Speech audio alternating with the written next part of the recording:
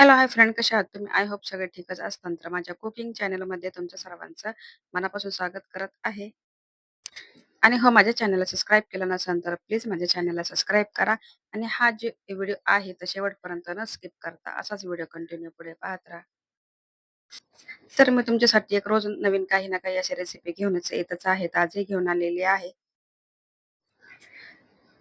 तर इथं मी बनवत आहे पाया घेतलेला आहे आणि काही जिगरी पण आणलेली आहे. जिगरी आणलेली आहे 1 किलो आणि इकडे जी पाया आहे पाया सूप आणि पाया रस्सा बनवणार आहे. तर त्यासाठी मी जे पाया आहेत तर ते 2 ते 3 पाण्याने स्वच्छ धुवून घेणार आहे. आणि रमजान ईद जवळ येत आहे, तर त्यासाठी मला भरपूर कामं आहेत. तर 2 ते 3 दिवस मला असं वाटतं व्हिडिओ येणार नाहीये. तर हा जी व्हिडिओ आहे, तर मी इतका फटाफट बनवलेला आहे, तर म्हणजे नाही का 4 ते 5 मिनिटाचाच बनवलेला आहे. कारण भरपूर अशी कामं आहेत. तर त्यातली त्यात मी जेवढं होईल तेवढं हा व्हिडिओ बनवलेला आहे. तर काही चूक वगैरे झाली असेल तर प्लीज समजून घ्या.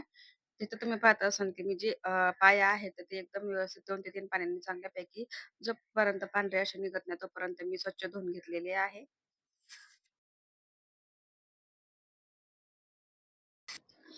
तर मी दुसरीकडे थोडंसं तेल टाकल्याच्या नंतर जिकडे मी घेतलेलं आहे 1 चमचा लसणाची पेस्ट, 1 चमचा घेतलेली आहे आल्याची पेस्ट आणि जे काही पेस्ट वगैरे आहे ते तेलामध्ये चांगल्या पैकी मी परतून घेणार आहे. आणि तुम्ही पाहत असाल की जी आपली आलं लसणाची पेस्ट आहे परतून झाली आहे.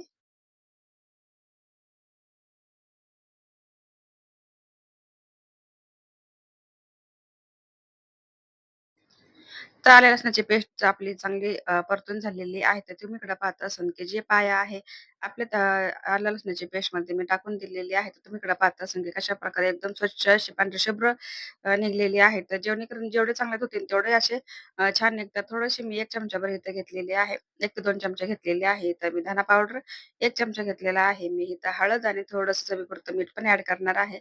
आणि जे काही आहे तर ते मी चांगलं आधी मसाला आपल्या ज्या मसाल्यामध्ये पाय आहे आधी मी 2 ते 3 मिनिटं असंच परतून घेणार आहे, जेणेकरून ते पूर्ण अशी छान टेस्ट येतील त्यासाठी.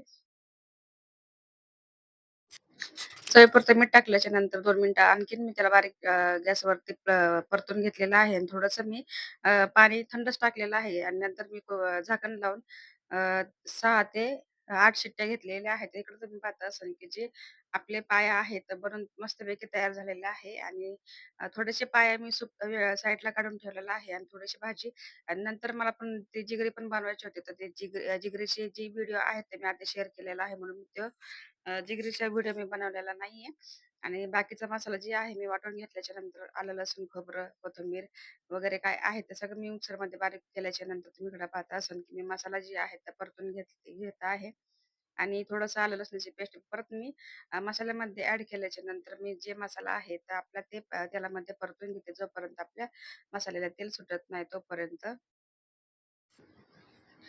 तर आपण इकडे बेसिक मसाले प्रत्येक वेळेस टाकतो ते टाकून घेऊ. इकडे मी टाकलेला आहे होममेड मसाला 1 चमचाभर घेतलेला आहे. तर इकडे मी घेतलेला आहे चिकन मसाला आणि इकडे घेतलेला आहे मी 1 चमचा मी घेतलेला आहे मटण मसाला. थोडीशी नॉर्मली हळद घेतलेली आहे आणि जे काही हळद वगैरे टाकलेलं मसाला आहे ते पण मी तेलामध्ये परतून घेते. आणि हा पण जे मसाला आहे ते आपल्याला तेल सुटत नाही तोपर्यंत असाच परतून घ्यायचा आहे. तर तुम्ही बाजूला पाहत असाल मसाल्याच्या साईडला की कशाप्रकारे आपल्या मसाल्याला तेल सुटलेलं आहे. तर आपला जे काही पाय आहे ते शिजून झालेले आहे. तर ते आपण आता आपल्या मसाल्यामध्ये ॲड करूया.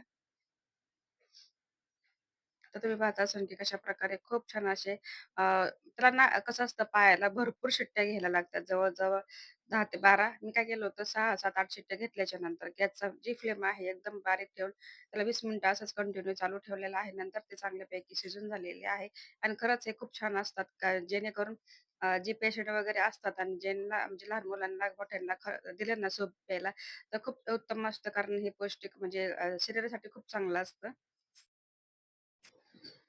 आपला जे रस्सा आहे ते मी बनवून तयार केलेला आहे. तर तुम्ही इकडे पाहता असाल की कशाप्रकारे एकदम आणि जी भाजी आहे ते मी पूर्ण अशी घट्ट केलेली नाही. एकदम म्हणजे चपाती सोबत खाता येईल अशा प्रकारे मी जी भाजी बनवलेली आहे. तर मला खूप असं पातळही नको त्यासाठी मी कन्सिस्टन्सी एकदम व्यवस्थित ठेवलेली आहे. आपल्या भाजीला उकळी आल्याच्या नंतर इकडं मी थोडीशी कोथिंबीर टाकल्यानंतर जी भाजी आपली आहे बनून तयार झालेली आहे. चला तर मग फ्रेंड्स, हा व्हिडिओ मी इथेच एंड करते. ज्यांनी माझा हा व्हिडिओ पाहिला असेल त्यांचा मनापासून आभार मानते आणि व्हिडिओ आवडला असेल तर व्हिडिओला लाईक करा, चॅनलला सबस्क्राईब करायला अजिबात विसरू नका. भेटूया नेक्स्ट व्हिडिओमध्ये. तोपर्यंत स्वतःची काळजी घेत राहा. सर्वात महत्त्वाचं खात राहा.